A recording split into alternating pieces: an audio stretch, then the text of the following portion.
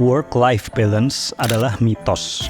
Kita harus bisa menerima ya sebuah kenyataan pahit yang sering diabaikan banyak orang, bahwa kehidupan pribadi dan kehidupan pekerjaan itu nggak akan pernah bisa balance. Banyak orang di luar sana ya, entah pakar mental health lah, psikolog lah, siapa gitu, mereka suka bilang ya, work-life balance penting ya, jaga work-life balance kalian ya gitu. Tapi pertanyaannya, mungkin nggak sih work-life balance itu dicapai? Atau jangan-jangan itu cuma mitos atau tipuan yang dijual untuk membuat kita merasa nyaman.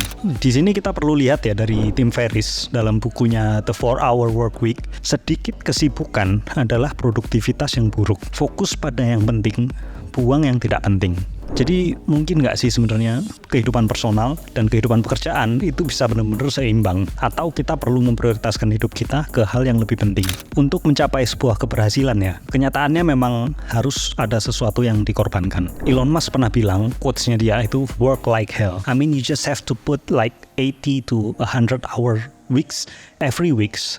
This improve the odds of success. Jadi kerjalah gila-gilaan. Jadi kerja 80-100 jam seminggu. Itu meningkatkan posibilitas kalian untuk berhasil. Dan pada kenyataannya memang siap gak siap, kalau kalian memang mau berhasil dalam hidup, itu kalian harus mengorbankan kenyamanan dan waktu luang kalian demi mencapai impian kalian. Kita coba di sini lihat beberapa cerita dari tokoh-tokoh dunia yang menggambarkan realita ini. Yang pertama itu Elon Musk. Seperti yang dia sebutkan sebelumnya, Elon Musk itu bekerja 80-100 jam per minggu. Bahkan dia itu sering tidur di pabrik Tesla untuk memastikan produksi mobilnya itu berjalan dengan lancar. Apakah Elon Musk punya work-life balance? Mungkin enggak, tapi dia berhasil bawa Tesla atau perusahaannya ke tingkat keberhasilan yang luar biasa. Yang kedua, Jeff Bezos. Pada awalnya Bezos waktu membangun Amazon, itu dia nggak punya waktu berkumpul dengan keluarga dan teman-temannya untuk memastikan perusahaannya bisa berhasil. Dan hasilnya Amazon menjadi salah satu perusahaan terbesar di dunia, dan Bezos sempat menjadi orang terkaya di dunia.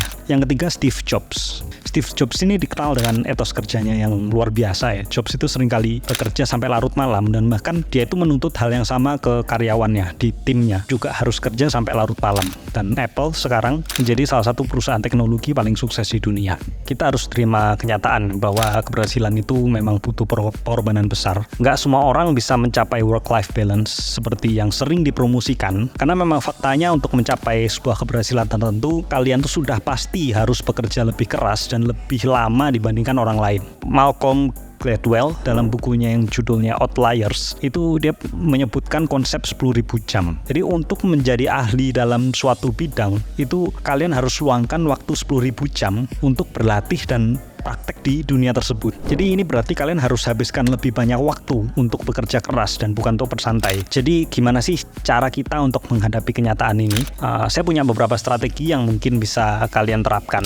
Yang pertama adalah prioritaskan yang penting. Jadi kalian fokus pada tugas atau kegiatan yang punya dampak terbesar terhadap tujuan kalian. Jadi kalian cari aktivitas yang paling mendekatkan kalian ke pencapaian kalian. Jadikan kegiatan ini itu prioritas utama dalam jadwal kalian. Dan yang kedua, tetapkan batasan. Walaupun kalian mungkin perlu bekerja lebih keras daripada orang lain, tapi penting juga untuk menetapkan batasan yang jelas untuk mencegah kelelahan. Artinya itu mengatur waktu istirahat, dan kalian pastikan ada waktu untuk relaksasi atau aktivitas pribadi atau hobi.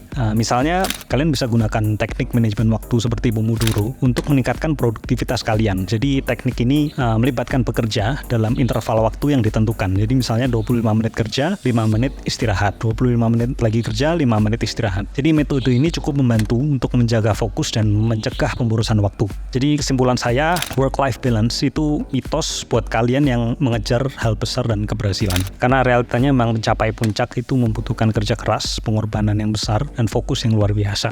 Jadi kalian jangan tertipu oleh mitos yang hanya membuat kalian merasa nyaman, tapi kalian mau nggak mau harus hadapi kenyataan dan kalian akan melihat hasilnya. Terima kasih sudah nonton video ini.